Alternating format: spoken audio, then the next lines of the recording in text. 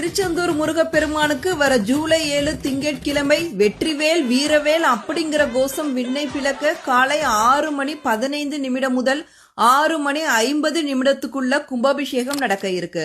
அதைத் தொடர்ந்து காலை 9 மணிக்கு சண்முகர் உருகு சட்ட சேவை செய்து சண்முக விலாசம் அடைதல் சிறப்பு அபிஷேகம் நடைபெறும். இந்த உருகு சட்ட சேவையை பார்க்கறதுக்கு கண்கோடி வேண்டும். உருகு சட்ட சேவைனா என்னன்னா, மற்ற கோவில்களை உற்சவர் வீதி உலா வர்றதுக்காக அந்த தெய்வ மூர்த்தங்களை கொண்டு வந்து வாகனத்துல வைப்பாங்க. ஆனா திருச்செந்தூர் சுப்பிரமணிய சுவாமி கோவில்ல சண்முக பெருமான மூலஸ்தானத்திலிருந்து எடுத்துட்டு வந்து வாகனத்துல எல்லாம் வைக்க மாட்டாங்க.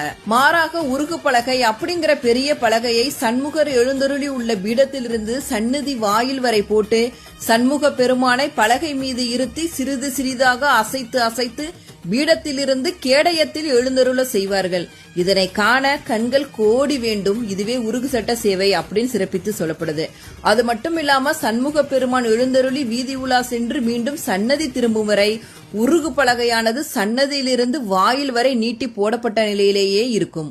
தன்னை நாடி வரும் பக்தர்களின் குறை தீர்க்கும் கருணை கடல் கந்தனின் அற்புத தலம்தான் திருச்செந்தூர். முருகனுக்கு